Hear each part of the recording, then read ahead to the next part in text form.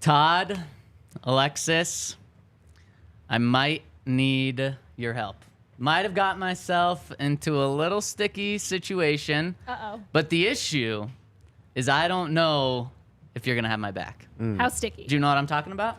No, I don't. You got to explain it a little bit more. You were trying to figure out what I was talking about right before the show. I'll fight whoever. You don't know this either? was Kareem? No, it is. So, Dude. yesterday, Mike McGlinchey and Kareem Jackson talked at the podium, and the Broncos live streamed these. And when I was going back, just looking through Twitter, I noticed that the cameraman for the Broncos didn't adjust the camera properly enough, and I just thought it was so fascinating, this picture. So I screenshot it and tweeted it. There's like no editing here. How crazy is this? Mike McGlinchey, 6'8". Kareem Jackson listed at 5'10", and I was like, you have got to be kidding me. This looks wild. And for the people listening on the podcast, Mike McGlinchey's taking up like the whole screen, and then Kareem Jackson is on the lower half of it at best. Yeah. And so I tweeted it, and I was blown. I mean, how crazy is that? Yeah, that is crazy. And that they're two football players, like playing the exact same game. Totally different position, though. Like Totally come on. different position. And no, there's nothing wrong with this. This is not a slight of Kareem or anything.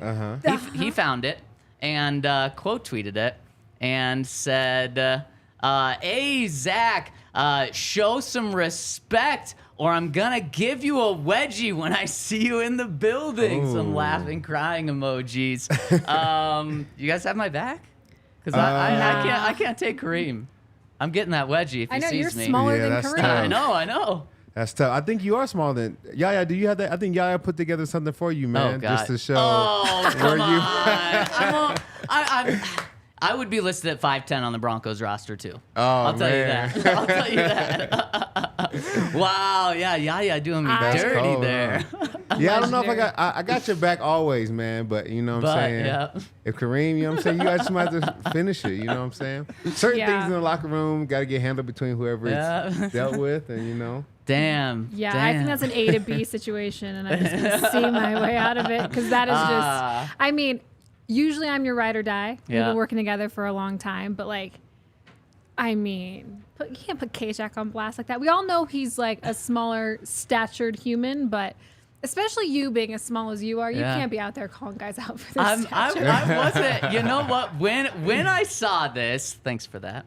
When I saw this, I was like so impressed with Kareem. Thinking about like when I saw the thing before, not his tweet or my tweet, but just when I saw the difference, I'm like, this guy's on a football field with guys that are this much bigger than him, and he's been doing it for 13 seasons now, and he's still going at an elite level. Yeah. And not only is he doing this, but he's like the hardest hitter on the field, Yep. which is just Yeah. insane because obviously he's not hitting guys like Mike McGlinchey left and right, but pretty much everyone he hits is bigger than him, and he's just still doing it. So I'm just like, damn, it's impressive. It is impressive. It's kind of like that picture with the wide receiver from the Seahawks. What's the guy's name?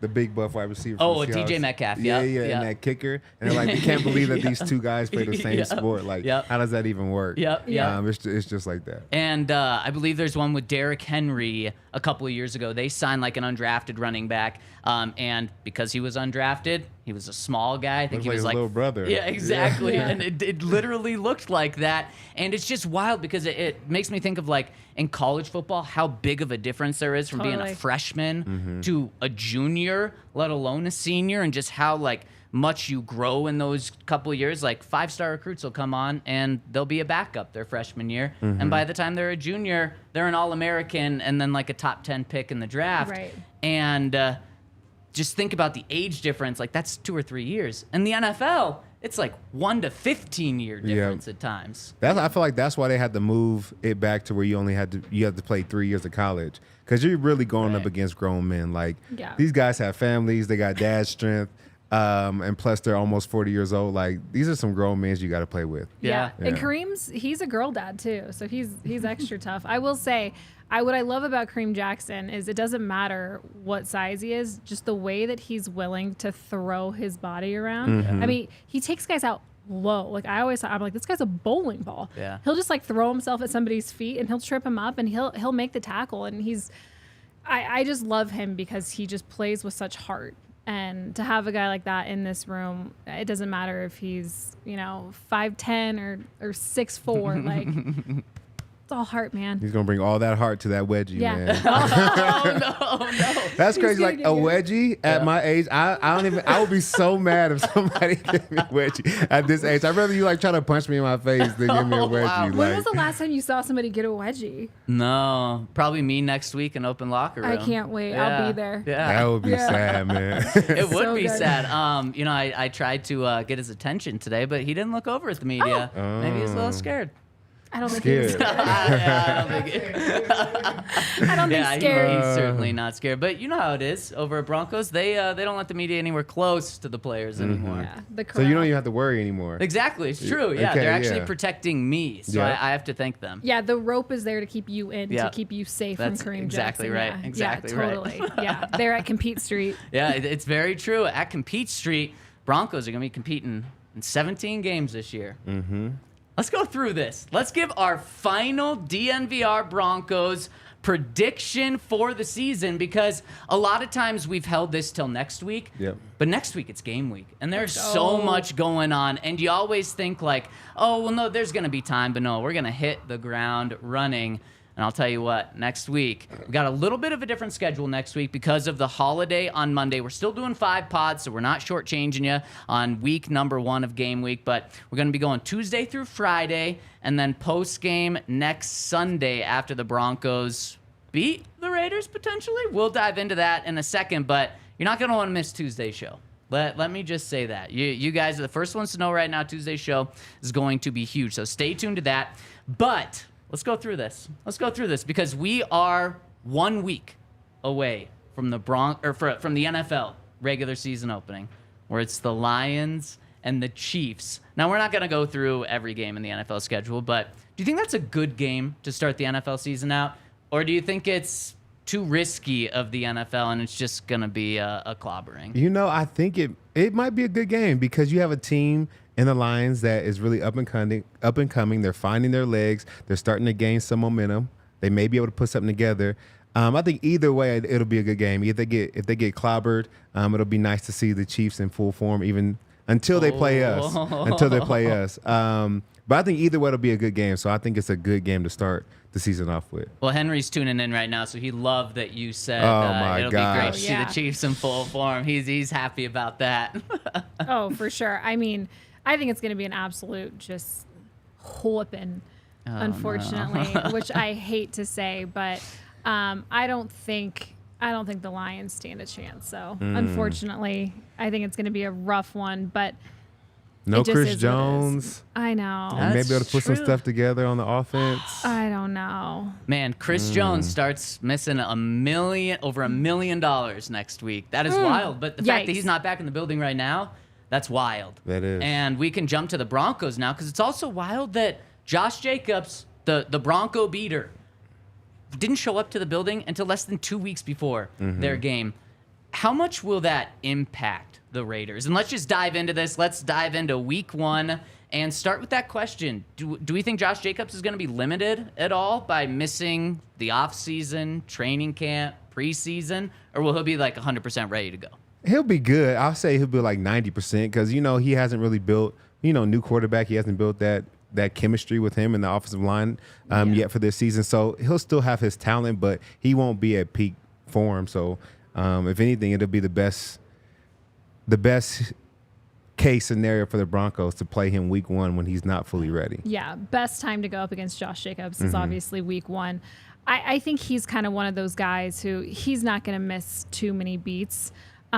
What I'm really curious about, though, is just what the vibe is like in the locker room. Like, Todd, do you remember times where a guy maybe would show up, after training camp or 3/4 of the way through training camp, and then all of a sudden he's a starting running back? Like, are guys kind of like, damn, man, like we were just out here for the last month plus, and you just show up late in the game here because you didn't get paid as well as that you wanted to, as soon as you wanted to. Like, what's that vibe like? The only person that is mad is the backup at that position. Yeah. Everybody else is like, thank you. Like, we needed you. We're so glad to have you back. But that backup is like, man, I'm sick of this guy, man. I want him to go back home. So who did you experience that with? Vaughn, but Vaughn wasn't training camp. He was just the off season. He was just like the right? off season. Yeah. We knew he was coming back.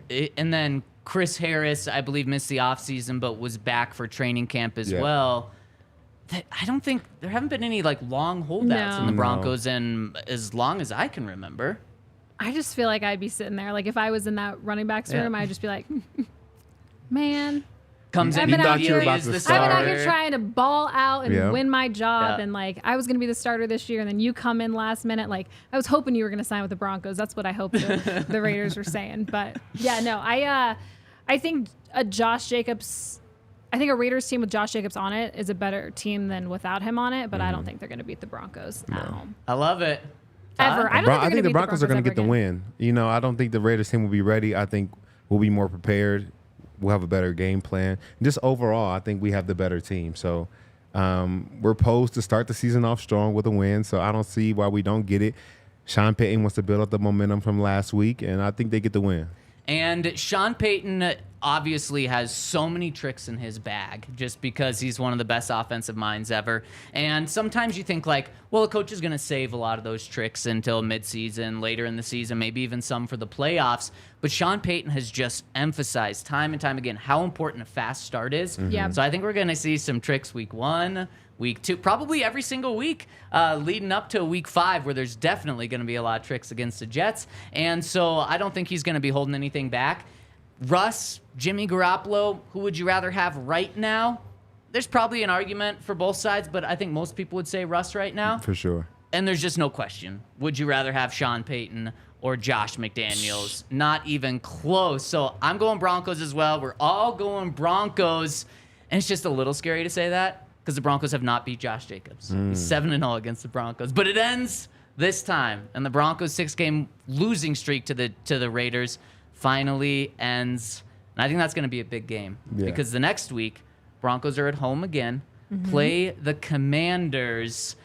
And this Commanders team, at least when I think of the Commanders, I think like easy win, like bad team. And then you look back and you're like, week 17 and 18, they were fighting for a playoff spot last year. Like they finished just right around 500. And you're like, damn, where did that come from? Is that how you think of the Commanders, or do I just way undersell them? No, it's an easy win. That's how I'm thinking about it. The Broncos should sweep the floor with them. And really, if they have a good win week 1, it should really carry over to week 2. And I don't see the Commanders being able to come in here and beat them. So I say the first 2 are definitely winnable games and games that the Broncos should win.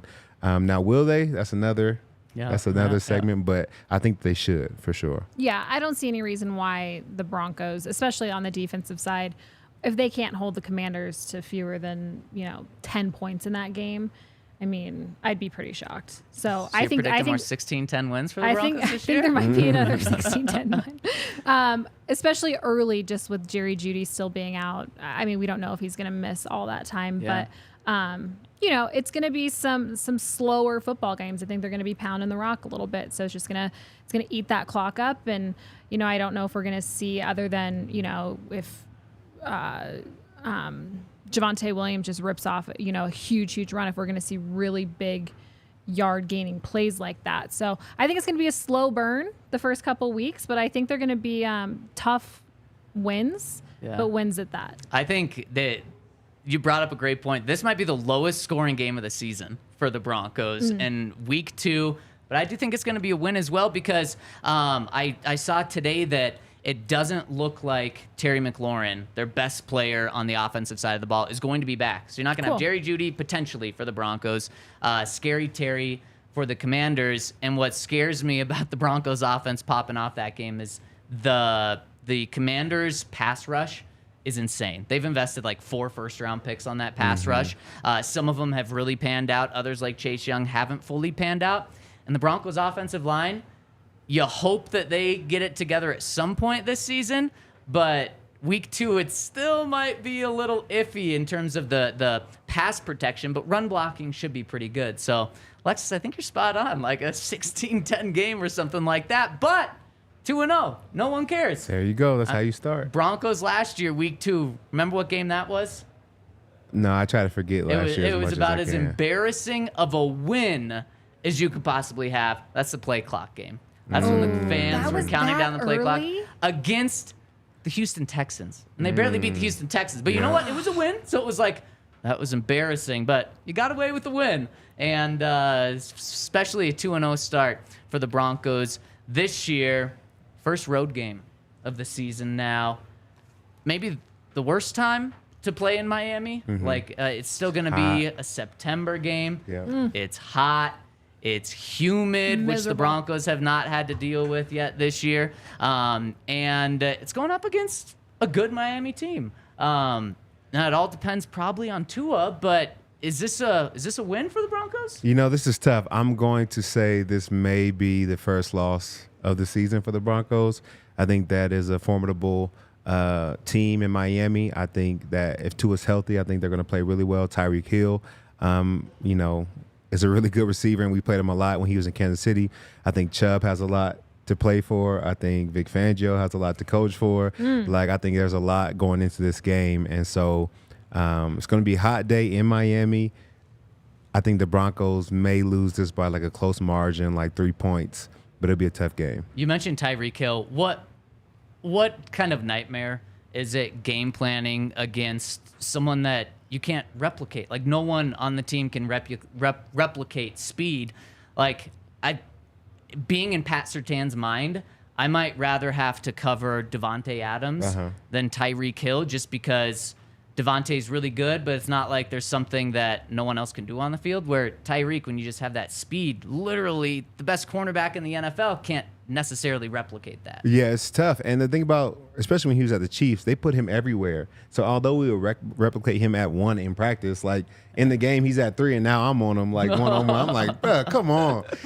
He ran a 4.340, right? He did. No, did. you. No. Close, but I'm not, Okay, I won't tell you what it was. But they just move him so many different places, and that's what really makes him so tough to guard, is that you never know if he's going to be on a linebacker or a corner or a safety, like, and he's so fast and uses that speed. So a lot of times we would double him, you know, maybe have Chris underneath, and have TJ over the top, or Darian Stu over the top. We would definitely do things to get him off his route early, because that speed is deadly. Can you be physical with him? Like, is that what you try to do? Because that's what I would think to do with the speed guy, but he is kind of built. Yeah. You try to be physical, but don't miss. Like, that's the biggest Right. thing. Like, get in his way as much as you can, but if you miss off the line, then he's just running for days, and then we're all toast. I'm intrigued to see this Vic Fangio, Vance Joseph, Showdown. defensive mindset, just head-to-head battle. It's going to be interesting because their defenses are obviously incredibly similar, and there's a lot of similar lingo, I guess you could say. Yeah. So it's going to be interesting to kind of see these two guys go head-to-head. Who do you think wins in a defensive juggernaut between these two guys? I think, unfortunately, the way the schedule falls, the NFL didn't help the Broncos out at the beginning of the season, not with the games necessarily, but with the matchups of Vic Fangio getting his revenge against the Broncos in week 3. We're going to get to the Jets here in a second. Yeah, Nathaniel Hackett and the Jets in week 3. And I do think Vic is going to get up a little more for that Broncos game. And you do have Sean Payton, though. I mean, what a battle. Vic scheming, Sean Payton scheming. Yeah. And I think it's going to be a really close game. I wouldn't be surprised to see it go either way. But just playing in Miami early on in the season when it's going to be so hot, I give the slight nod to the Dolphins. Okay, so a little home field advantage there. Yeah. Okay. Is that where you're leaning? Yeah, I mean, I don't know. Are the Dolphins a little overrated this year, just by like a skosh? Maybe, but they do have a good team. I think the Broncos at this point in the season I mean, I think this is their first real matchup. This is their first big game, one that they could lose. And I think they're still going to be working kinks out at this point. There's just going to be little nuances on both sides of the ball that they're still going to be working out. So I'm going to give it to Miami. Like you said, I think there's some home field advantage there. And yeah, I think that defense there in Miami is going to be pretty damn good. And it's also the first road game. It's Yep. also the first 11 a.m. game for the Broncos. And Todd, is there a difference for players? Is it harder to get up for an 11 a.m. game on the East Coast instead of just the normal 2:25, especially when you're just used to playing that in Denver, or is that not an excuse? No, I think it is something to it. You got to get up earlier. You got to get your body ready earlier. You kind of got to go to sleep earlier than you would have, because once you travel, your body is still on the clock from back here in Denver. So you got to like force yourself to fall asleep, and you got to force yourself to wake up. So there is something to play in earlier games on the East Coast, but they should still be able to come out and perform well, regardless of that. I will say, when I traveled with the team, this is from purely like team media perspective, what I had to do on those road trips, like minimal. I struggled, man. Like I could not get myself mentally right. Just like going to bed at the end of the day, you still don't fall asleep until 1 a.m. their time. And to get up that early, your body just feels so weird. And that was me just like figuring out what time I needed to be in the press box. You know what I mean? Right. I can't even imagine having to get up and like play a game like that. So I always have such respect for those guys when they come out and they ball out like on a East Coast, 11 a.m. game. Like, oof, I'm not functioning that early. Especially when you have to go against Tyreek Hill Yeah, like and I would Bradley just- Chubb. It's also going to be going against him. Bench me. Yep. Just bench me. I'm not a morning person. Well, if you need help going to bed, check out our friends over at Kind Love. That could put you to sleep. And our friends over at Kind Love are going to give you 25% off the ability to do that if you go to their Cherry Creek store or their North Denver store and mention the code DNVR. You're going to receive 25% off all Kind Love flour pre-rolls and their turbo joint line. And if you can't get to one of those stores, they have over 100 stores that you can get their Turbo Core line, which is the stuff that packs the punch. That's their specialty. The Turbo Joints and Kind Love Flour are sold in more than 100 stores. So check them out and go to one of their stores in Cherry Creek or North Denver. Use that code DNVR to get 25% off, or visit them at kindlove.com. Yeah, and if you head over to Kind Love, just get you a little something because you're going to a show out at Red Rocks. But, maybe you're just stressed out because you don't have tickets for that show yet. You got your Beautiful. weed, but you don't have tickets. Darn. Well, we got something for you, of course. We have our friends over at Game Time. You guys know how this works. Trying to find them last minute, hunting down tickets. They have the best price competing with other buyers for every popular event. So if you're buying tickets for your favorite events, don't stress out. Game Time is fast and easy. It's a great way to buy tickets for sports, music, comedy, and theaters near you. So they have killer deals on last minute tickets and their best price guarantee. So you can stop stressing over the tickets and get hyped to have some fun. So be sure to do that. You guys know that you can use the code DNVR for 20% off. Pretty Boom. good stuff. Boom. Did I finally? That's perfect. Did I finally That's connect perfect. that? You did I it. usually can't. I usually can't bridge the two. That was perfect. I tried that time. Yeah, Okay. Cool. it was great. 2-1 start. Would you take that? Would you sign up for that right now? If I put it on the table and said you can take it, Absolutely. even though you're guaranteeing yourself a loss? 100%. Yeah, that's a great start. I think 2-1, you're still starting off above 500. You're playing well, so you won 2 games. I think no game is easy in the NFL. There's a lot of games. You start off with a divisional opponent, AFC West. Those games are never easy. They're always close. So go and get a win there. So starting off 2-1, I think, is a great way to start the season. It's not 3-0, but I think it's still a positive start. Yeah, I think if anything, there's just a chance of them being 3-0, which is really exciting. But 2-1, especially just the year that this team is coming off of, I think Broncos country heading into October is going to be pretty excited after those 3 games. I would sign up so fast for So 2-1. Just winning record Yep. for this team. I mean, you give that to me probably any point in the season, and I'm taking it. And we'll see if the winning record stays. You said there's no easy games in the NFL, Todd, and that's something that players, coaches say all the time, for good reason too. But is playing the team that had the number 1 pick in the NFL draft last year, or before they traded it, the worst team in the NFL last year, Is that an easy game? Because the Broncos, week 4, go into Chicago and play the Bears. Yeah, I know they were the worst in the NFL, but I don't think we were like that much better. So it will be a game that for us that we need to come and win. I think it's going to be a tough game because they all are, but I think this is definitely a winnable game. And like you said, they were the worst team in the NFL last year. It's going to be a game that the Broncos can take control of. Now, the thing with games like this is you have to knock those guys out early. You know, you can't let them hang around the game. You can't give them a chance in the fourth quarter to go ahead and win because then they have momentum. They feel like they played with you the whole entire game. Yeah. You really need to take them out early of the game. So the Broncos come out and handle business. I feel like this is a game that they can win. The Bears, Justin Fields. I just think I can't wait to see Pat Surtain on DJ Moore. That's going to be such a good matchup. I cannot wait to see that. I think this is an easy win for the Broncos. Easy, so we got to win here. It's 2 against 1. Do you think they lose this game? No, I think it's a win, no but way. I'm nervous for this game. Not Broncos against Bears. I think the Bears are going to be in tons of games this season. I think Justin Fields has taken a big step up, and I think especially, Todd, if the Broncos don't knock him out in the fourth quarter or before the fourth quarter, Justin Fields and his legs, a playmaker late in the fourth quarter, that's not what you want to be going up against. So Broncos should take care of business because DJ Moore, great player. The Bears have some playmakers, but there's a reason that they were the worst team in the NFL last year. There's still just big holes, specifically in the trenches. So Broncos should be able to take care of them. I thought we were going to fight more about this. I mean, we're still it's still early. We're only on week 4. A little too easy. A little too easy early on here. We'll see. Well, I think that sets it up perfectly because Alexis, week 5 coming up right here.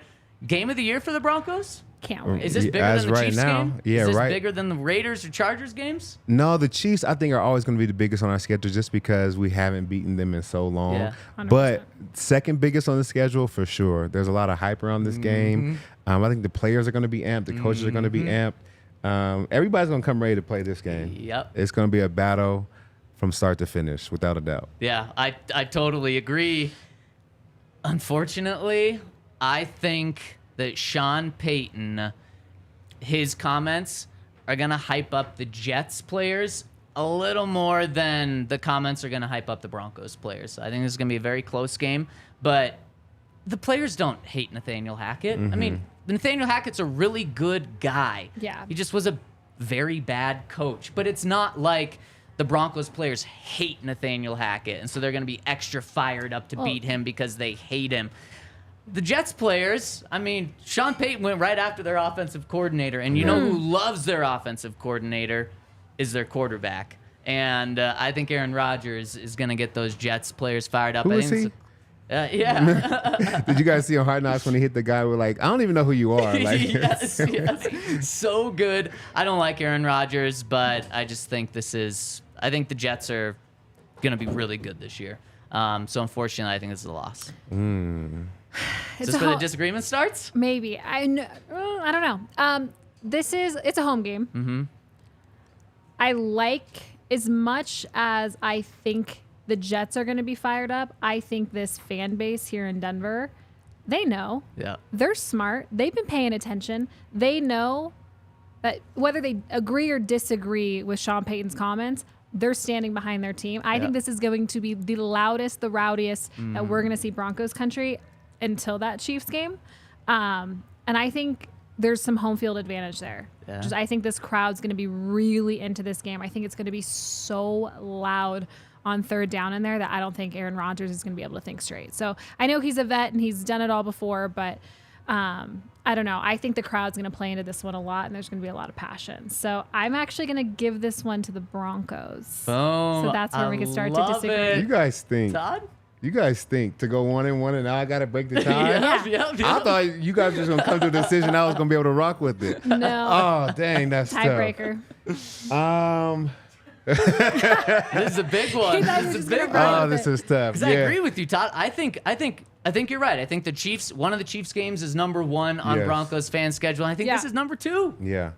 I'm going to give it To Sean Payton's play calling and design ability. I think he's going to stand behind his comments, and I think for that, he's going to put together a masterful game plan. I don't care if he has to stay extra time here. I'm not scared of Nathaniel Hackett's game plan on offense. Like, That's fair. That's fair. Judging from not what I scared saw about last that. year. So I think that Sean Payton's going to put together some magic, and he's going to feel like he has to. Yep. So I'm going to give it to the Broncos, come in there and get a win. It'd be silly to say that this is a must-win for the Broncos because it's not. This is a must-win for Sean Payton, though. For sure. And 100%. you put Sean Payton in a corner and tell him, like, he's got to win because of what he did. Yeah. It's hard to bet against that. So I see where you guys are coming from. Don't put baby in a box, and baby put baby in a box, and now it's going to be scary. And you know what? The Broncos, as we continue to go through the schedule, they have to start well this season to give themselves a chance because it gets really hard from pretty much the Yeah. Jets game on. But look, 4-1, they're giving themselves more than a chance here. And the next game is the toughest game on the schedule because not only is it in Kansas City short week. against the Chiefs, it's a short week. I think this is the hardest game of the season, not just for the Broncos, for any team in the NFL. Yeah. I don't think the NFL could have put together a harder game for any team. Going into Kansas City on a Thursday night game. Yeah. That's mean. So the streak continues. Okay, so you're saying that the Broncos lose? Yeah. All right. Yeah. I think this is going to be a tough game for the Broncos. Playing in Arrowhead is never fun. It's loud. They're rowdy. And then you got to do it on a short week. You won't have a lot of time to prep. That was a big thing for when we did win against the Chiefs. We did a lot of work in the prep before the game. And I think you really cut that down. You're not going to have a true day of practice. It's going to be all walkthrough. So, replicating what Travis Kelce does, you won't be able to do in walkthrough. So the first time some of these younger guys and the defense will be able to go against it's going to be full speed, live action. So, I will say that the Broncos may fall to the Chiefs the first time, but I will say that they're going to beat them the second time. Boom. So they'll go 1-1 this year. I think that's all we can ask for against the Chiefs. You sign up for that right now if I say If we they're can go 1-1 1-1, against the for Chiefs, sure. Alexis? Yeah, I'll do I that. mean, 100%. I completely agree with Todd on this one, just because the short week is brutal for this Broncos team to have to head in. The only good news is it's still October. Yeah, it's true. And so it's not freezing in Arrowhead and just absolutely miserable. But at the same time, I just think to go from that really emotional game Sunday against the Jets, because it's going to be emotional either way, whether they win or lose. Yeah. And that's going to be one. You might get too high on that one, and you might get a little low on that one, especially for the younger guys. Yeah. So it's just going to be such a quick turnaround. Unfortunately, I'm going to give this one to the Chiefs, but I'm with Todd. I mean, we could probably skip. Which week are we seeing the Chiefs? Just 2 weeks Second later. week? Yeah, 2 weeks Which later. is Yeah, we crazy. could probably skip that conversation because, Todd and I are already on the win. So what happens? On the win boat. The Broncos beat the Yeah. Chiefs in what week is that? 6 8? Week 8. The Broncos get the dub. And what's crazy is those are like 20 days apart. Those that's three crazy. games. And let's just focus on that right now. And we'll talk about the game in between. Is that an advantage for one team over the other? No, I would say that both teams have an advantage with that, but I think it's more so an advantage for the defenses. You've got to go against this offense. They're going to put in some different plays, but you kind of seen their bread and butter, and you kind of remember it with only 1 week in between. So I think the defenses definitely play better in kind of these back-to-back games than the offenses do because they've seen it. We know what you like to run, especially on a short week. You're really going to run your bread and butter. So the second time around, I think the defense should perform even better in that second game. Well, I would think that's advantage Broncos because we know the Chiefs have the advantage on offense. Yeah. Broncos have the advantage on defense, and with the first game against the Chiefs, maybe a reason they pull off the upset. Chris Jones said on social media, which social media can be just to get leverage with the Chiefs, but he said he's going to hold out till week 8. This game's in week 6, so they don't have Chris Jones. It's good. The difference between the Broncos defense and the Chiefs defense there is huge. But he said his first game back would be week 8, and the second game against the Chiefs is week 8. But still, like you kind of said with Josh Jacobs, the best time to play against these people is their first game back. So playing Chris Jones first week back, that could help the Broncos there. Okay, so 1-1, but sandwiched in between, you got the Green Bay Packers at home. Jordan Love. You buy? You believe in Love? I'm not on the Love train. I'm not. I don't know what he'll do in his career, but I don't think he can come in here and beat us. So I'm not joining the Love train.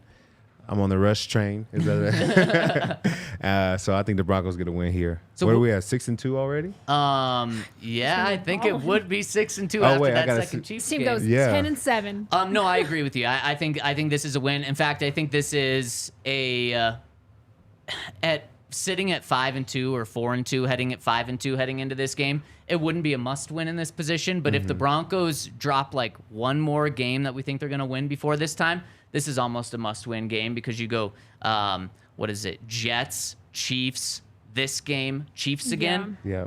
You don't want to be on a 4-game losing streak if you lose to the Jets and then the Chiefs in a 4-day stretch, and then you play the Chiefs again after this game. This is probably going to be a must-win, and I think at home this defense is going to dominate Jordan Love, and this should be a fun game to be at. But we talk about Jordan Love. Is there an advantage for Jordan Love and Matt LaFleur, the play caller, by at this point only really having 6 or 7 games of tape out there for Vance Joseph and the defense to look at? Well, it depends on how well they execute within the first couple of weeks, because it'll be a short amount of time. But at the same time, if he's executing at a low level, they're going to have to run basic plays for him to, have success. So that'll really play into the Broncos' hand. Yeah. You think it's a win too?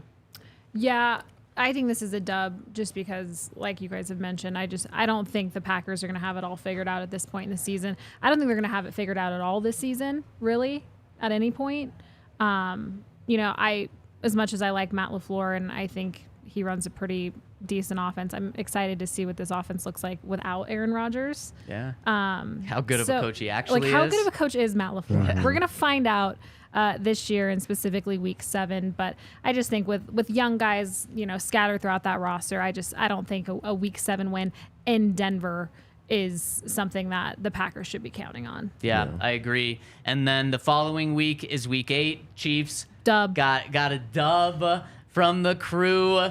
And there'd be nothing better than going to the bye week at 6-2 and Rolling. just beating the Chiefs. Sean Payton's going to say, everyone go to Mexico and make sure to bring your Shady Rays when you're down in Mexico enjoying that sun. And if you want to enjoy Shady Rays, or Sean wants to buy Shady Rays for all 70 guys on the roster, you can get 50% off. If you buy 2 or more pairs of Shady Rays over at ShadyRays.com, you're going to get 50% off by using the code DNVR. So many people love Shady Rays. In fact, over 250,000 people have given Shady Rays a 5-star review. They have so many different pairs of sunglasses, so check out their whole variety over at ShadyRays.com and use that code DNVR. Bet365? Yes, Bet365. They're the best betting platform. They have over 80 million users worldwide, over 780,000 events each year. They're a proud partner of the Colorado Rockies. Check them out at bet365.com, where you can turn $1 into $200 of bonus bets when you join Bet365. Use code DNVR365 at the sign up and go get in there. Start betting, man. I'm opening my account today. Hank said he's going to help me out. So if I don't start winning, I'm going to talk to Alex about a tackle or something and we can make it happen. So go check out Bet365. Yeah, a lot of people have been saying like, wow, Hank's pissed off Alex, Zach's pissed off Kareem. Good thing Todd's here, but I don't know if Todd's going to have my back, as he said. I got your back in every area of life, but this one right here, I'm going to let you I put myself handle. in a situation. Yeah, that's fair. I fair. I asked for a lot of feedback from people yesterday that would listen to the show. Number one thing that kept coming up, when are we going to see Hank get tackled? Oh. Only thing, everybody, that's the only content people want at this point. We got to give the people what they want, man. Let's I feel like we could get this worked out. Stay tuned. I think we could probably put something together. Yeah. Yeah. I think so. So stay tuned to that. Now, this next game on the schedule, Broncos coming out of a bye.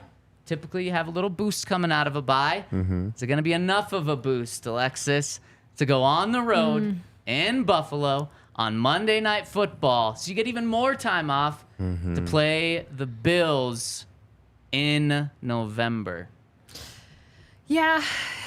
Sean Payton, 9-6, coming off the bye. Like that. So good to know there. Guy has a winning record. But I guess this is going to all depend on, for me, is Von Miller playing in this game? Like, is he back yet? I think that's probably, I mean, I don't know. I was surprised that he was placed on the IR to start the season. Yeah. But that means he can come off, week 5? Yep, exactly. Yep. So, I mean, I think Von Miller will probably be out there for this game. Yeah. The Bills are just, they're such a balanced team. They are Super Bowl contenders every year as of late, which is like so funny to say. It just feels like such like an oxymoron coming out of your mouth. Like, the Bills are Super Bowl contenders. Josh Allen is damn good. It's going to be fun to see Von Miller go up against this offensive line. Is it? Is it? Is it? Like, it's so weird, though. I think we can all agree with this. Like, Broncos fans, we're all somehow just still Von Miller fans. Yep. Just through and through. Like, we just want to see him do well. Even against us, we're just like, all right, Von, you can have a good game, but, like, the Broncos still need to win this one. Unfortunately, though, I feel like this is going to be a loss for the Broncos. I'm not feeling great about it. Coming off the bye, maybe a little sluggish, or do they have more energy, Todd? It can really go either way. If they take a trip to Mexico, I think they're going to be a little sluggish. Yeah, going back to Von, I think it's one of those things. Like, I remember being on the sidelines playing another team that my friend was on. He get a pick or something. Now I'm low key like happy inside, but I'm mad because now our team's in a worse position. So it's tough, man. It's tough because you always want to see him do good, but not as good that week. You know what I'm saying? So I do think it's going to be a tough test for the Broncos. And coming off those byes, you never really know where your head is at. Sometimes you bounce back and you play your best football, and sometimes it takes time to get back into the groove of things. So it'll be an interesting test for the Broncos. I do think the Bills may take this one away, but we're sitting at 6-3, still having a great season. Yep. And we can bounce back from this game. Yeah, and I mean, right now, I'm sure inside the building, Sean Payton expects to win this game, but if they lose this game, no one's going to be that disappointed in the team. And I mean, just speaking of Von, this would be the first game, I believe, that Von Miller has played against the Broncos. For sure. They didn't play the Rams that year, right? And then last year, they only played the Bills in the preseason. And yeah, he was out there for that, but I don't think he was dressed. I remember like seeing pictures of him dapping guys up, but I don't think he was ready. It'll be weird, especially, you know why? I think a big reason, well, not a big reason, but a reason why fans still love Von Miller is because he still refers to himself as a Bronco. Like he's at the Super Bowl press conference for the Rams. Saying we, saying the we, talking about the Broncos. They're like, what was it like starting off with the Broncos and now being with the Rams? And he was like, well, us Broncos, is a great, and I'm just like, man, I love this from our perspective. Yeah. But it's got to be weird and now in Buffalo, he still talks about us when referring to the Broncos. I mean, it's the greatest thing ever, but that's got to be weird for the team he's on. Yeah, I mean, but what can you say? I mean, he was drafted here. He was a Super Bowl champion here. Yeah. He really should have been a Bronco for life. I think he earned that. Yeah, I'm happy to see he's still getting paid because he's worth it. But I think Von, if anybody in this era right now, should have been a Bronco for life. Yeah, it did feel like it. I remember I sat down with George Payton after that, and I was just, it was like this weird, like somber interview. Like it wasn't like an exciting, like, oh, hey, okay, you guys, trade Von, get this for him, blah, blah, blah. It was like, hey, just wanted to, do right by the vet. And I'm like, doing right by the vet, I feel like in that situation is figuring out a way to keep him here. So that was such a weird interview to do because it's just like, it's cool. Like it's cool to see him go off and win another ring and, just continue his legacy. But his legacy is a Denver Broncos, Super Bowl 50 MVP. And like, just to see him in another jersey, God, I hate it. At least he's not 58. At least he's not 58. I appreciate that. That stayed in Denver. Yeah, I think you got to find a way to keep certain guys around. Like Ben Roethlisberger, he had multiple terrible seasons, and they were like, we're going to still keep you on. You're a Steeler for life. I mean, it's not like he was having neck surgery like Peyton, so there wasn't this big question mark on his career if he could bounce back. Like, he just had a down year, man. Like, it happens, and I feel like you can't just – I think – after that, then trade Chubb. Like, we were hurting at pass rush. We're starting to get better now, but I think it definitely – he was such a big leader on the team It definitely like made the team. The team felt it Yeah. for a long time afterwards. Yeah, it kind of reminds me of the Raiders when they traded Khalil Mack, and then like a couple of months Yeah. later, John Gruden is like, "Yeah, it's really hard to find pass rushers." It's like, you just had traded one. like one of the best ones. What are you doing? Craziness. Listen to yourself. And I think with culture too, like Vaughn really just set the tone, I feel like, in that entire room. And like right now, like imagine Sean Payton with a Von Miller in that room. Like that would be Yeah. pretty fiery in all the best ways possible. So, all right, this just turned into a We Miss You Vaughn show. So, It's so true. but he's the GOAT, man. Yeah. The Yeah. absolute best guy to work with. Just everything about him. He's just a legend. And speaking of Broncos moving on, the next game, another prime time game, this time in Denver at home against Todd Davis's Oh, wow. Minnesota Vikings. I don't even know if you can say that. I was only there for like 10 minutes. Like, yeah, I want to see the Vikings lose, man. There we go. I do, man. You guys should have brought me back, so Yeah. I want to see you guys get your butt whooped. They lied to you. You liars! No, I'm just no. I think the Broncos can win this, man. I don't think I think the Vikings are going through some challenges and some changes. I know Justin Jefferson is gonna be phenomenal, but I think Pat Surtain will make his name known and make his presence felt. I think he's gonna have a great game that game. So I give the Broncos the win. What's a better matchup for our perspective, watching perspective? Is it Pat Surtain and Devontae Adams, which we get twice this year, or is it Pat Surtain against Justin Jefferson? I think Pat Surtain and Justin Jefferson, that's going to be a great game. I mean, when I got to Minnesota, that was his rookie year, and he was making plays I've never seen any wide receiver make. Like, I really was like, this kid is crazy. Like, really. But the same thing watching Pat his rookie year, he's locking guys up and making plays that I've never seen a rookie cornerback make. So I'm like, this is like two of the best guys I've seen play football in a long time going head to head. That's a phenomenal matchup. I think what's interesting about the Vikings in general, and this has nothing to do with that matchup, is just their ability to win close games. I think they were in 12 like one-score games last year, something like that, 11 or 12, and they only lost one of those.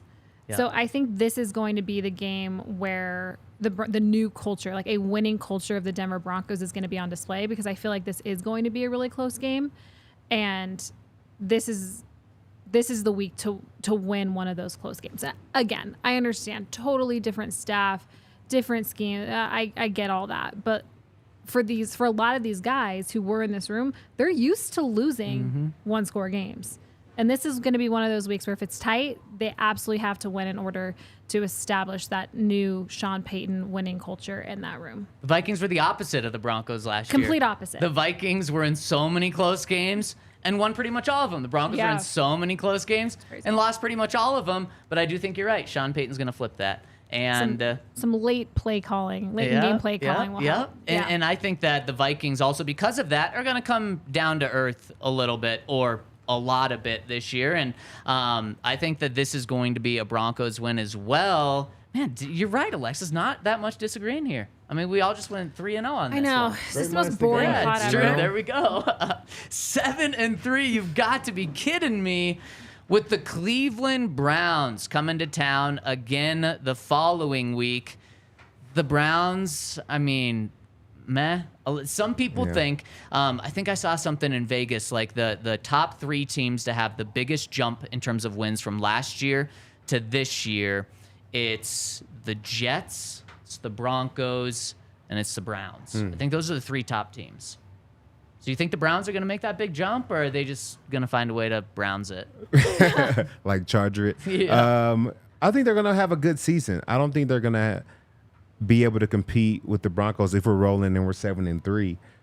So I don't think they'll have that big of a jump. But I do think they'll have a good year this year. They have a good running back.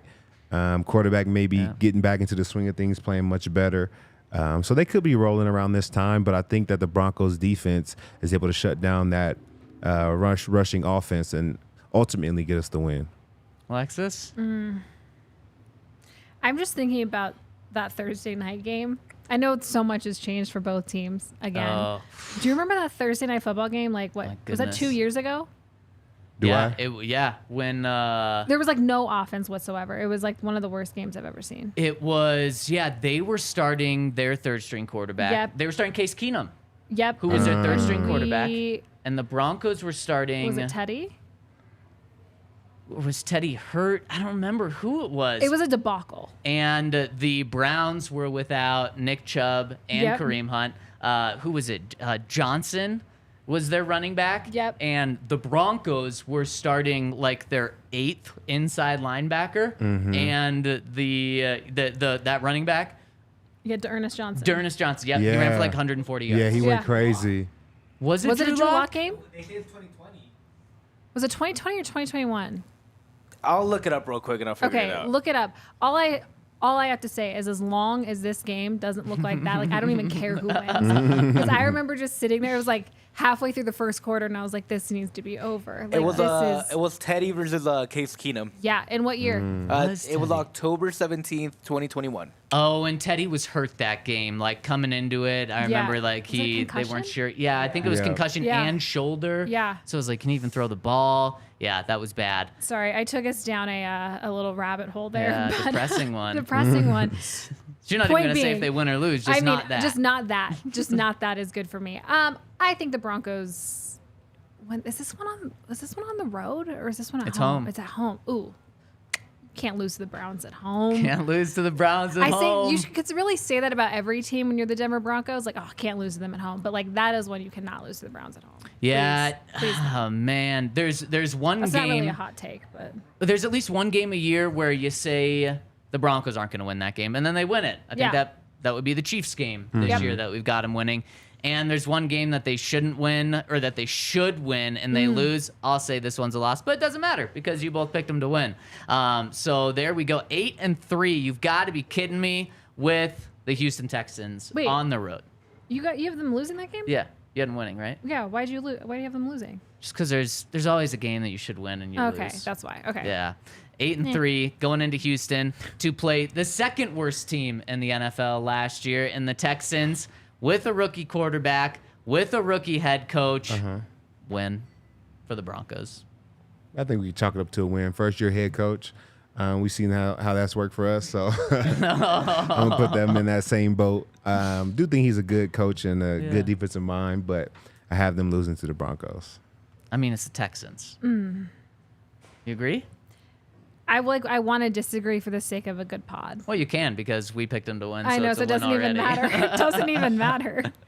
I do think they win. Yeah, I just the Texans have been ever since 2001 have just been really a team that you don't have to worry about ever, It's so true. which is such a bummer. Yeah. There was so much excitement surrounding that team when they Yeah. first were Gary Kubiak. Gary and Andre David Johnson. Carr. Yeah, Remember yeah. David Carr, like coming out of Yeah. Fresno State, everybody Yeah. thought he was going to be the next, I don't know, fill in the blank, and yeah. he just wasn't. God. Matt Schaub. Matt He had a couple of Schaub. Pro Bowl seasons, and like Yeah. you said, Andre Johnson, a Yeah, beast. baller.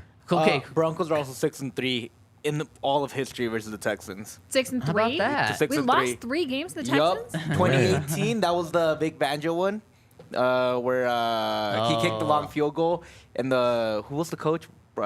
Was like yelling, like DT had just gotten traded to the Texans. Oh, Yeah. yeah. That one, and then 2012 Yeah.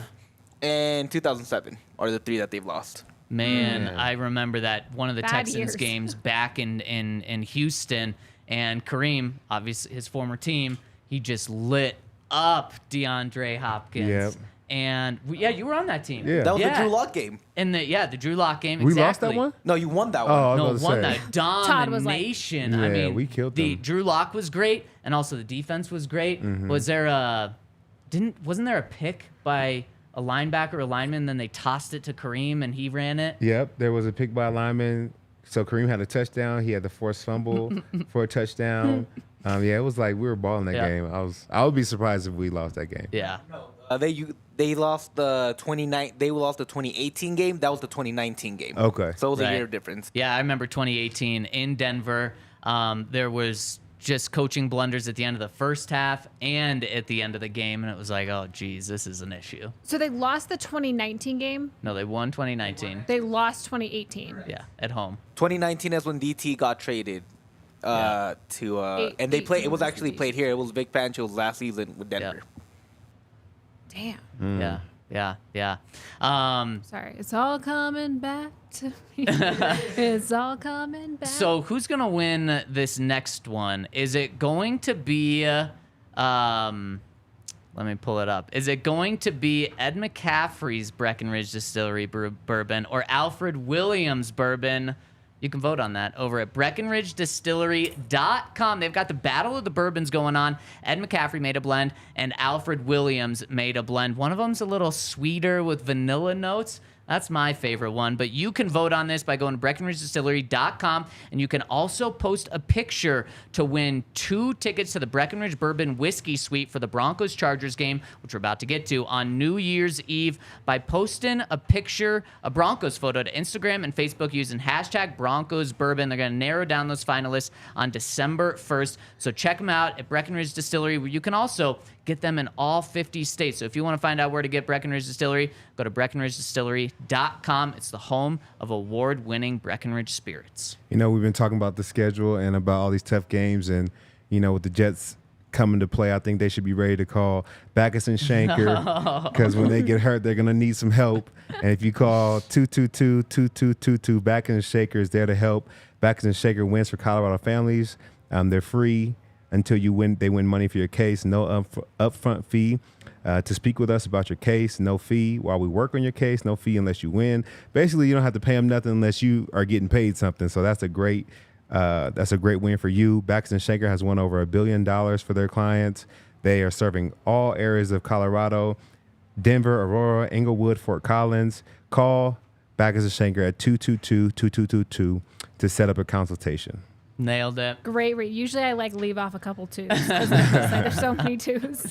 Speaking of great wins, Chargers in Los Angeles with the Denver home crowd there on December 10th, week 14. The Broncos face the Chiefs in a 3-week stretch twice. Yep. They face the Chargers twice in a 4-week stretch. So really interesting there. And then the Raiders, the complete opposite. Week 1 and then the final week of the season. Do they win this one on the road? I think they're on the road, so it's always a home game for the Broncos when we go play the Chargers. The Chargers always find a way to lose, in my opinion. That's just what they do. I think they do have a talented running back, good quarterback. I'm not sold on him as being like the greatest as everybody makes him out to be. I think he's very talented, but I think the Broncos can win against the Chargers. They just find a way to lose. That's who they are. And they can't stop. So. Yeah, they're going to charge her. They're gonna charge her. charge her Chargers going on. to charge her. Are they going to? Austin Eckler always makes me a little nervous, but I do think this Broncos front seven will figure out a way to contain him. Do you guys remember what his numbers were last year against the Broncos? Austin Eckler? Mm-hmm. Yeah. I think going into the final game, he was on a tear. Like the past I feel like he had couple of like one games really against them. good game Yeah. against the Broncos last year and one where he was pretty much taken out of the game completely. So he ended the season so strong. he did. Yeah. So I have to assume maybe that one later in the season was one where he just went off. But Austin Eckler's always. So the last game of the season, he had 34 rushing yards. Whew, And I like that. 36 receiving yards.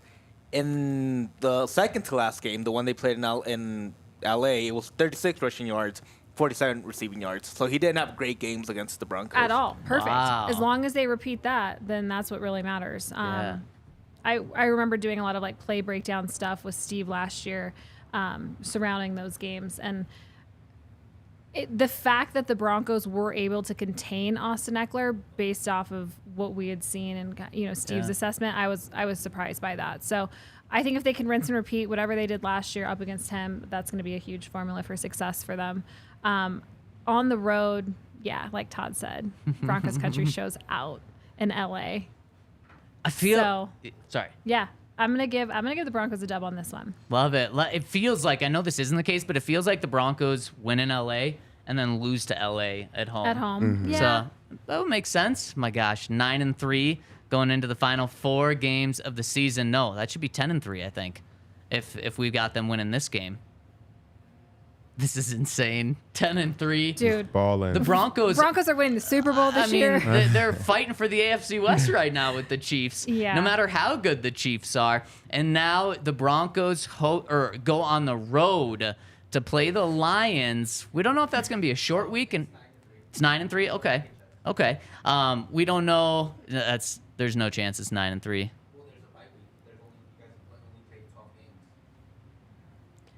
We only have 4 games left. So that's 16 games. So there's no chance. Real quick, win against the Raiders, Commanders, Bears, Jets. That's 4. You Yeah. did do. Oh, yep, you're good. We Then can just pick our losses, right? Green Bay. Yeah, well, like the losses are Miami. Miami, KC, Yep. and Buffalo. Buffalo Bills. Those are 3. Wow, you're right. Yeah, so it'd be 10-3. So I'm right. Yeah, thank you here. Awfully quiet. I still don't think it is, but I'll let you have it. If it's wrong, it's wrong. So we've got them with the final 4 games left. We've got them on a 4-game win streak at 10-3. This is a great season. And now this next game, mid-December, they're going on the road to play in Detroit, but it's a dome, so it doesn't really matter when the game is. The Lions, you think they might hang out around with the Chiefs? So do they give the Broncos a little run for their money? I think they do. I think that at 10-3, I think that they might lose. They be on such a hot streak. You Yeah. got to lose one of these games. Yeah. And I think the Lions are going to be pretty good this year. I think they're going to give the Chiefs a run for their money in the first game. And it's Detroit. Like, even though you're in a dome, like, it's dark, it's muggy, it's hard to, like, even when you wake up, it's dark and cloudy. Like, it's hard to get yourself up and amped for those games because of the weather. So I would say that I'm only going to give the Broncos one more loss in this season. So I'm just going to give this to the Lions on this one. I think the Lions might win. Yeah, as much as I still think Dan Campbell's Lions are going to get smoked week 1, I just don't think they're going to be clicking yet. Yeah, that's fair.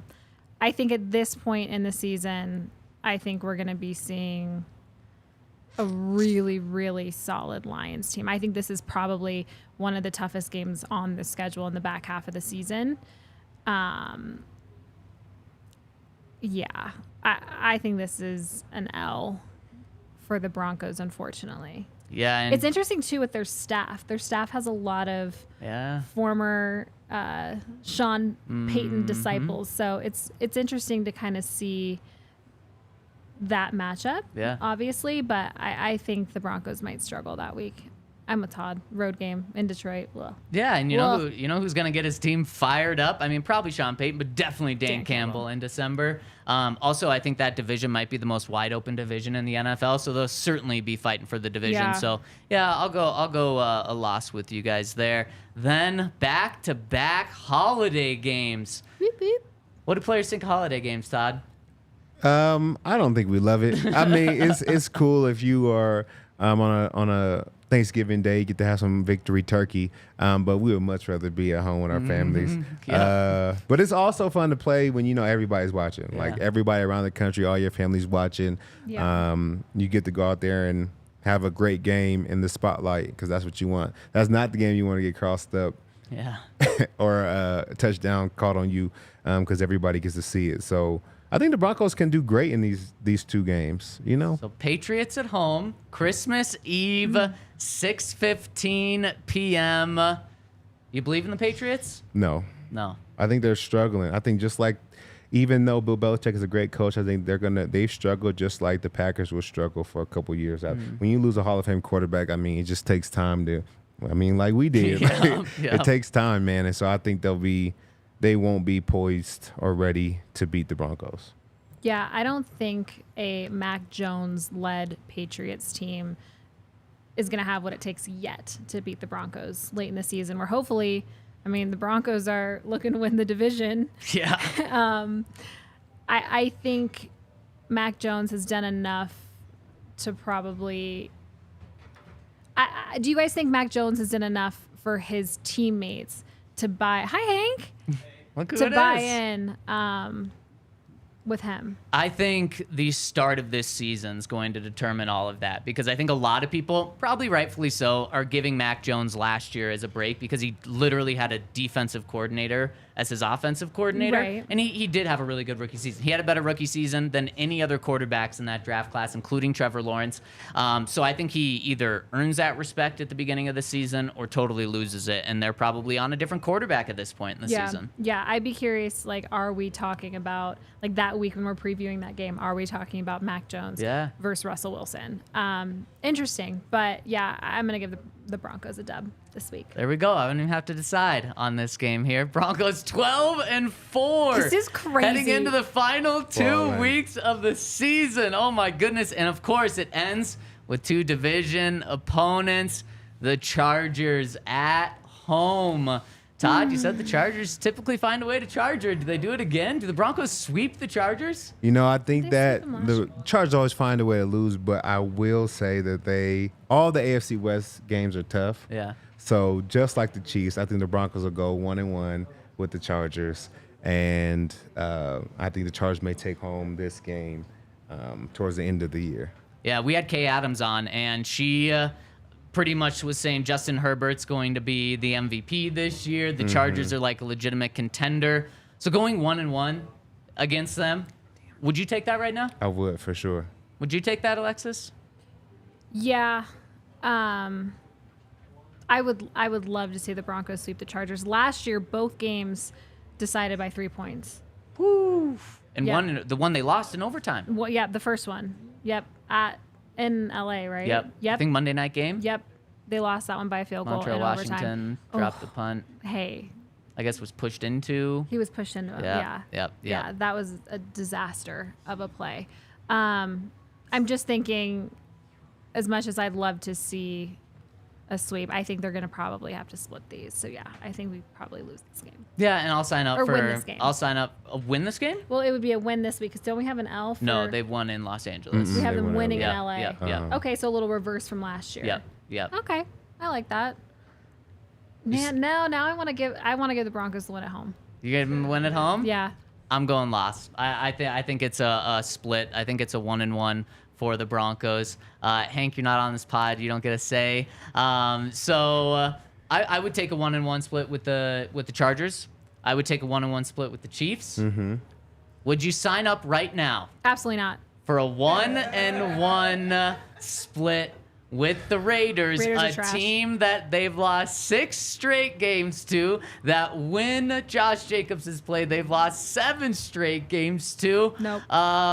Would you take it? No, you know they're my least favorite team Yep, in the world. So I don't want to split any games with the Raiders. I don't want the Raiders to win anything, and I want the Broncos to sweep them. And I think we can. It'll be the last game of the year, right before playoffs. I think it'll be a great game. Hopefully, we are sitting at 11-5, and we maybe can rest a couple people because we know Yeah. we're going to whoop the Raiders. So hopefully, that is our season. If the Raiders still had Derek Carr, maybe I would say that they would split this game. Do you think Derek Carr is better than Jimmy Garoppolo?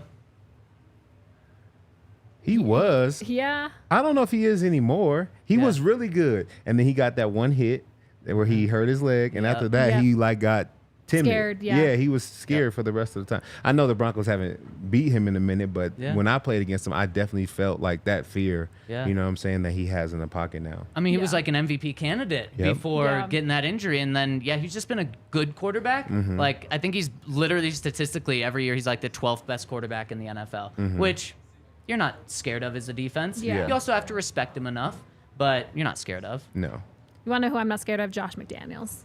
You aren't scared. I am not scared of Josh McDaniels. So Nope. I'm going to say this is a big dub. I think Broncos sweep the Raiders this season. Boom. I don't even think it's close. 4-2 against the AFC West. They beat the Raiders on the Love streak. it. They beat the Chiefs and end the streak. And they're 12-5, potentially competing for the AFC West title, potentially competing for the #1 seed. And a Super Bowl. Man, 12-5. Yeah, and then you're certainly competing for the Super Bowl if you're going in the playoffs with a 12-5 record. Yeah, for sure. And we were pretty much right on the depth chart.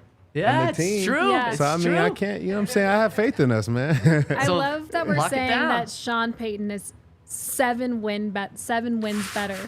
You flipped the record. 5-12 to 12-5. Flipped. My goodness, this would be 7 awesome. wins. This would be awesome. Let us be right. If we're right on this, it's gonna be a blast. Put your bets in what a right now year. on Bet365. There you go. 8.5 is what the Broncos win total is right now. You're clearing this in what, week 14? Week 13? You're cashing in. Like, My goodness. Honestly, I have a bunch of Broncos on my fantasy team, so if it works out, I'm gonna win the league too. So I'm all in. You definitely Guys, are. I'm not playing fantasy this year. You okay? I Feeling okay? know. I mean, I want to. It's like I haven't grown out of the fact that I couldn't play like when I worked for the team. Right. It's the NFL gambling policy. Yep. So now that you can actually Yeah, both of you can start getting into some betting, some I know. fantasy It's now. We can become degenerates now. Yeah, literally. Exactly. Future Phil Mickelson over here. Future Phil. Let's hop into the comment section before we get out of here. And before we do, please hit us with a thumbs up. I mean, if you don't like 12-5, I don't know what you like. If Or you more. can't get excited for that and give us a thumbs up, I don't think anything that we do can get you pumped. So we really appreciate it. It helps us out. And let's hop into the super chats. First one coming in from Ant says, Zach on point. Alexis Smart and beautiful. Todd superstar status, bringing the smoke. Be in Denver tomorrow. DNVR on Saturday morning. See you soon. Heck yeah. Hashtag Skull Buffs. there. Let's go. Go. Man, the bar opens at 9 a.m. Buffs play at 10 a.m. Hank's Montana team plays at noon. Who? Hank's going to be Uh, drunk. that? Yeah, I don't know. Montana. Oh, he went to Montana State. Oh, right. Yeah, Big yeah. Montana State guy, just like Cougars. Alex Singleton is. The bar's a place to be this weekend, so make sure to come and check it out on Saturday. And thank you for that super chat, Ants. Next one from Austin says, let's go Broncos country. Love the show. Just wanted to show some love. Shout out to Todd. Big fan. Thank you, man. I appreciate the love, man. We love doing this pod. I think it's been fun for us, and we've been having a good time with it. And come through and check us out. Come to the bar. Like Yep. you said, it's going to be open. I can't wait till week 1 with the Chargers. Yep. I think it's going to be a great game and a great night. I'm inviting people out already. I think it's going to be fun, man. It's going to be Let's fun. go. And speaking of week 1, stay tuned. We've got some really exciting plans for how we're going to do game day. It's going to be a little different than in the past, and I think you are all going to love it so much. So that's going to launch week 1 on that Sunday before the Raiders game. And last super chat coming in from the Blind Wordsman DS says, the Broncos will go 11-6. The Broncos will go 11-6. I will die on that hill. Mark it down. Love Oh, it. how'd you feel about 12-5? Really good. Yes. Okay, now we just got a couple of questions on the website. C. Fillmore72 says, hello from England. Back after the summer holiday. Long time, no comment. The best pickup of the offseason have been at DNVR. Love the additions of Super Bowl winning Todd and Emmy Award winning Alexis to complete the established Mighty Three. The diversity of the new pod squad is great. It's enhanced the product while maintaining the present chemistry and humor that we all enjoy. Good work. Thank you, Christopher. He says, if you have not seen it, can I recommend Kay Adams' on-field interview yesterday with Sean Payton on the YouTube channel? Really insightful into training camp ethos this year and the importance of an experienced coaching staff. Grown-ups are in charge. As always, it's that time of year. I'm optimistic for the season ahead. He predicts a 9-8 record and a winning season at last. Looking forward to the next few months with you all at DNVR Diehards. All the best, Christopher. Thanks, Chris. Yeah, he's gonna love the 12-5. Heck If he's down for 9-8, he's gonna love 12-5. So Kay was out there yesterday? No, Kay. This was he then commented and said they launched yesterday. I think. Oh, okay. Yeah. I was yeah. gonna be like, did she bring donuts again? Or I know. I feel like you bring donuts once, you got to bring them every Oh, time. you have know? to. You just Set the bar. gotta like up it. Yeah, totally. Yeah, Yeah. next time it's gonna be like tequila. Oh, there we go. From So- donuts to tequila. Yeah. Quite the like leap it. there. Onion Booty says, you got me again. Becoming a diehard is long overdue, but I'm never not listening. To Hanky Panky. A super duper belated welcome to the pod. I enjoy roller coasters, so thanks for the thrill. But on the serious, I admire your film junkiness. Our Broncos intellect benefits greatly from your academic research. To Todd, a less belated but still belated welcome to the pod. I can't believe it's really you, our best leader and fiercest competitor inside linebacker since Al Wilson. We're lucky to have your Facts. player perspective, media talent, and awesome vibe. To RK and Zach. Wow, an RK mention. We haven't seen him in a while. We love RK. Legends. You're both legends. Thank you. And saving the best for last, sorry, fellas, to Alexis. Please stay on the pod, always, forever, near and far, closer together. Your wit, positive humor, and thoughtful takes are a gift to us all. Jeez, thank you. I'll Wow. end my soliloquy with 2 questions. Zach, do you plan to take Kareem Jackson up on his wedgie offer? And Todd, what is your favorite type of booty? He says, mine, of course, is the onion variety. Love onion booty Bronco. Wait, I'm confused. Why? His username Wait, answer is your question onion first. booty Bronco. Yeah, I'll let you think a little bit. Yeah, if Kareem wants to smoke, he can What? get up in my underwear, I guess. Whoa! Isn't that what a wedgie is?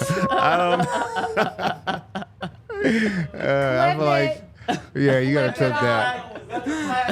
That I is feel like for me to talk about booty after This- that would be crazy. So this whole thing, this whole question is just really. Yeah, it's been all over the place. I like the name though. That's a good, Yeah. that's a Onion good booty. scream name. So we moving on?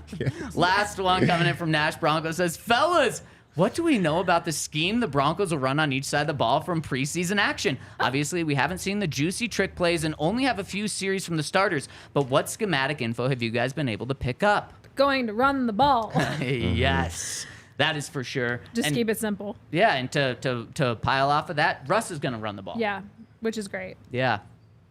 Yep, they're Defensively? gonna run the ball. Defensively, they're gonna play a lot of outside man cover 3 and mix it up on third down. So I look forward to seeing them really get after quarterbacks on third down. I think that's really where they will win most of their matchups. And Yahir said earlier that he asked for some input from some fans about what they want to see on the show. A lot of those things is they want a little more insight into schemes and certain plays and what's going on. Tough.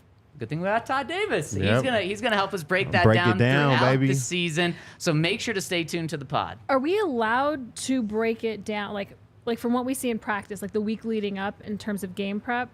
Like, are we allowed? I'm Oh, no. assuming that we can't say Oh anything. no! In fact, Okay. today was the last full practice we get to watch all season. Oh, And it wow. was Good thing- we saw nothing today. But next week we only get to watch like 20 minutes to just see who's out there. Is it just stretching? Yep, Yeah. exactly, All exactly. right. But then we're in That's the a locker bummer. room, and we have some fun plans for the locker room. We're gonna be getting some awesome content, and we're coming back With tomorrow. Kareem Jackson. But yes, with Kareem Jackson. I actually have a Kareem idea that I've talked to you about. Yes, yes, That yes. I'm dying to do, and I love think it. it could still work during the regular season. So Yep, we're it gonna bring absolutely back. can. Yeah. Maybe a little DNVR, KJack TV collab. I like it. Little I collab. like it. Yeah, we'll see. Yeah. We'll see if Kareem will talk to me. I know he'll talk Probably to not. Todd and Alexis, so we're good. not. We'll be back tomorrow. We're going to take a similar approach to today, but we're going to go broader. We're going to be looking at who's going to be the division winners. Who will the 12-5 Broncos be playing in the playoffs? Yep. Will the Broncos be in the Super Bowl? We're going to take a look at that. It's going to be fun. Stay tuned. That's a morning show, 10:30 a.m. We got to run to plan what our season looks like on this podcast. So thank you so much for tuning in. Hit us with a thumbs up, and we're out.